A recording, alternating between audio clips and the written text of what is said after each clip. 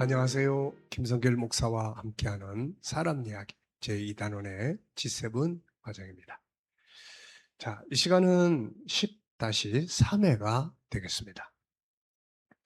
자, 우리가 분노를 폭발시킨 다음에 수습에 대한 이야기를 하고 있는데요. 이것을 포스트 액션이다. 이렇게 이름을 붙였습니다. 여기에 10가지의 도구를 말씀드렸고요. 전 시간에는 방향을 잘 잡아라. 끝장내는 쪽으로 방향을 잡으면 이거는 실패입니다. 그런데 회복 쪽으로, 복구 쪽으로 방향을 빨리 잡으면 2차 실패는 하지 않고 오히려 합력해서 유익하게 되는 거고, 인간관계도 더 끈끈한 관계로 성장하고 발전할 수가 있게 되는 거죠. 그리고 나 자신도 성숙한 사람, 큰 사람이 될 수가 있게 됩니다. 자, 이 시간은 이제 두 번째 내용이에요. 분노를 하고 난 다음에 안 하면 좋지만 어쩔 수 없이 했다. 그러면은 두 번째는 하나님 앞에 엎드려라 하는 거예요. 하나님 앞에 엎드리고 자기를 돌아보고 하나님의 뜻을 묻고 하나님의 은혜의 감동 안으로 들어가라 그 말입니다. 은혜의 감동으로 딱 들어가면 못 보던 것들을 보기 시작해요. 자기 자신의 잘못도 보게 되고, 분노할 때는 상대방의 문제만 보게 됐는데 은혜 안에 감동 안에 들어가고 나니까 내가 보이기 시작하는 거예요. 나의 허물도 보게 되고, 상대방도 잘못한 게 보이는 게 아니라 그 불쌍한 것, 안타까운 것, 힘들어하는 것, 이런 것들이 보이기 시작하는 겁니다. 이렇게 되면은 화해가 빨리빨리 이루어질 수가 있게 돼요. 자, 영적 시간이 필요합니다. 기도의 시간이고 묵상의 시간이 필요한 거죠. 인간의 감정이 식어지고 마음에 포용할 수 있는 힘을 사람의 힘이 아니라 성령의 감동에 의해서 이루어지게 됩니다. 일단 인간관계에서 문제가 발생했다면 하나님 앞에 빨리 엎드리는 것이 좋은 방법이에요. 찬송을 부르고 찬송 속으로 들어가고 기도 속으로 들어가고 말씀을 묵상하고 그러다 보면은 못 보던 것들이 보이기 시작하게 되는 거예요. 자기를 돌아보게 되고 상대방을 긍휼히 여기게 되고 상대방이 아파하는 아픔을 보기 시작을 하는 겁니다. 전에도 한번 말씀드렸습니다마는 이혼하겠다는 한 성도가 있었어요. 젊은 성도가 있었는데 내게 찾아와서 더 이상 남편과 살기 싫어서 이혼하고 싶다고 이야기를 했습니다. 제가 그래서 이런 말을 해줬죠. 이혼 도장은 아무 때나 찍으면 되지만 일단 서두르지 말고 우선 하나님 앞에 한 달 동안만 새벽 기도회를 나와 보세요. 처음에 결혼할 때도 기도 많이 하고 하셨을 것 같은데 헤어질 때도 그 정도의 기도는 해야 되지 않겠습니까? 라고 이야기를 했죠. 다행히도 그 부인은 순종을 했습니다. 그 뒤에 한 달 동안 새벽 기도에 열심히 참석을 하고 기도를 했어요. 그런데 한 달이 지나도 한참 지났는데 별 이야기가 없는 겁니다. 그래서 어느 날 제가 물어봤죠. 안계 성도님, 지난번 그 일 어떻게 되셨어요? 그랬더니 오히려 나보고 무슨 일이요? 그러는 거예요. 아니 그 이혼한다고 했잖아요. 그랬더니 아 그거요? 없던 걸로 그냥 하기로 했습니다. 왜 이런 일들이 벌어졌을까요? 기도하는 동안 분노의 감정, 미움의 감정이 사라지고 오히려 자기의 잘못을 보기 시작을 했고 그 상대방의 아픔도 보기 시작을 했기 때문입니다. 그러므로 인간관계의 문제가 발생을 할 때는 가장 중요한 것은 혼자서 다 해결하려고 하지 말고 또 사람 찾아서 사람 앞에서 해결하려고 하지 말고 인간은요 참 사람의 마음이라는 게 참 뭐라고 그럴까요? 이게 죄성의 본질이라고 그럴까요?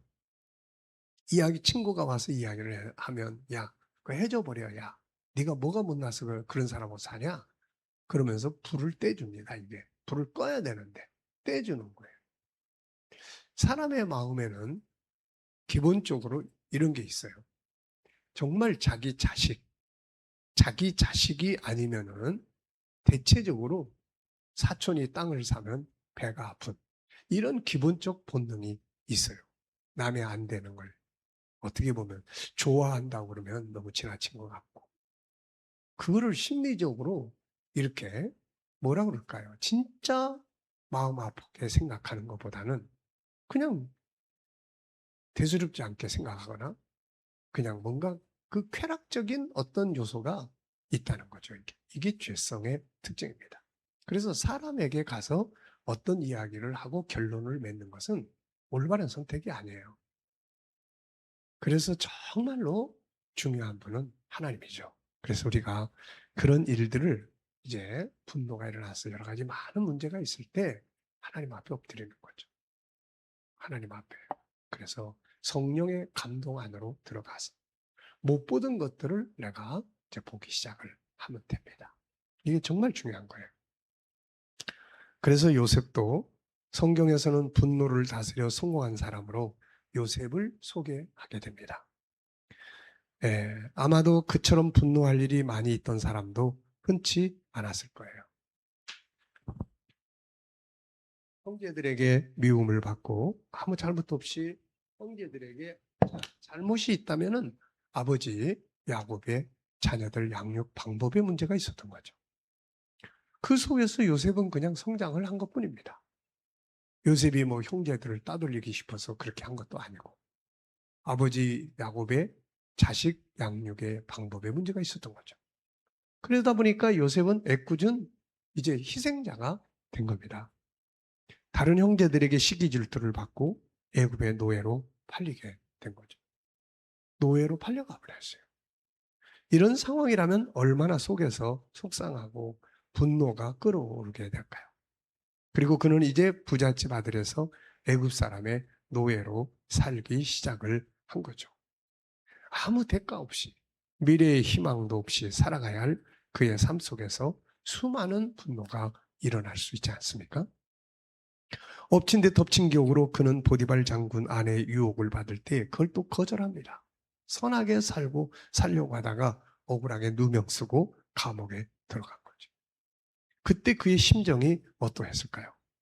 그리고 감옥에서 미래의 희망이 보이지 않는 생활로 인한 답답함과 인생에 대한 분노가 얼마나 불타올랐겠습니까? 그런데 그는 이러한 모든 분노의 환경을 다스리고 결국 승리의 인생으로 역전을 한 거죠. 그 비법이 어디에 있었을까요? 요셉이 이 분노를 다스리고 분노를 관리하고 그리고 오히려 인생의 역전을 가져오게 된 것은 우선 신앙의 힘이었습니다. 우리가 창세기 39장을 보면은 하나님 여호와라는 단어가 8번이나 나옵니다. 하나님은 그의 희망이었고 힘이었고 위로였죠. 그리고 그 앞에서 울었고 그 앞에서 생각을 했습니다. 하나님 앞에 물은 거예요.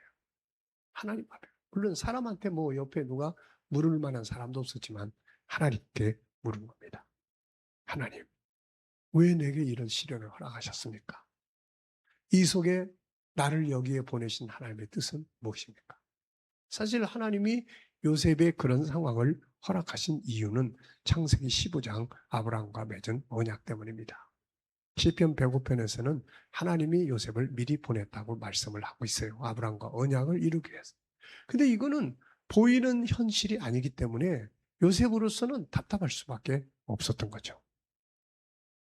그런데 그는 그런 상황 속에 있는 하나님의 살아계심, 그리고 그 하나님으로부터 뭔가 뜻이 있을 거라고 하는 이 신뢰, 하나님의 관점에서 보는 그 상황, 이런 것들이 내면의 분노의 감정들을 녹아내리게 했을 거예요.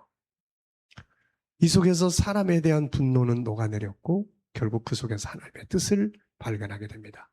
자기 인생 속에서 하나님의 커다란 뜻이 있다는 사실을 발견되게 된 거죠. 이것이 사람에 대한 분노를 그치게 한 비결이 됐던 겁니다.